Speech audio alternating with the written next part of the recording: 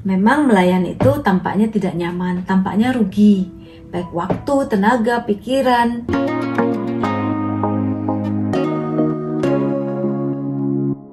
Halo, berjumpa kembali bersama saya Ellen. Pada hari ini kita akan berbicara mengenai kenapa sih kita harus melayani. Ada banyak alasan. Kalau kita mau mengikuti Kristus dan bertumbuh, maka kita perlu melayani. Memang melayani itu tampaknya tidak nyaman, tampaknya rugi, baik waktu, tenaga, pikiran. Namun ternyata lewat kesulitan, lewat segala macam proses yang kita lalui, itulah kita justru di situ bertumbuh. Tanpa kita sadari, kita banyak bertumbuh di dalam nilai-nilai, di dalam buah-buah roh.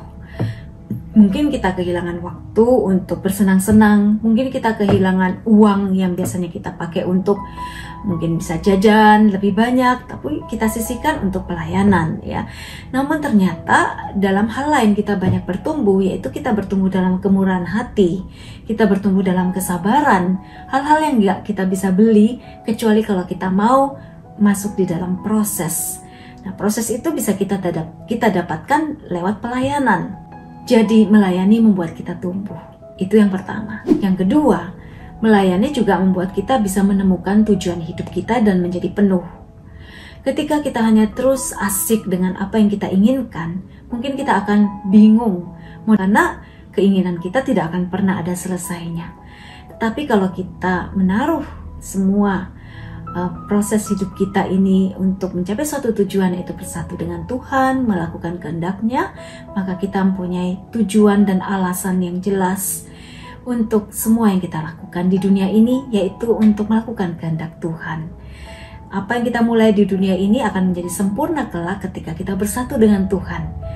Yang kedua, berarti kita menemukan tujuan hidup kita yang sesungguhnya, yang sejati, yaitu di dalam Tuhan ketika kita mau melayani. Dan yang ketiga, pasti dengan melayani kita berkembang. Kita mengembangkan talenta yang Tuhan berikan. Ingat, Tuhan juga mau kita mengembangkan talenta dan tidak menyembunyikan talenta yang kita miliki. Karena Tuhan akan menagih dalam tanda kutip apa yang sudah kita perbuat untuk mengembangkan diri kita, orang lain juga demi kebaikan dengan apa yang kita punya. Baik itu bakat, uang, waktu, kesehatan, itulah talenta-talenta yang kita miliki dan perlu kita kembangkan. Ingat, setiap orang tidak pernah hidup hanya untuk dirinya sendiri. Dan yang keempat, kalau kita mau menjadi murid Kristus, kita perlu meneladani Kristus. Kristus datang bukan untuk dilayani, tetapi untuk melayani. Demikian juga kita hidup bukan untuk dilayani terus, tetapi kita juga mau melayani, kita juga mau berbagi. Demikian hal-hal yang penting yang perlu kita ketahui mengapa kita perlu melayani.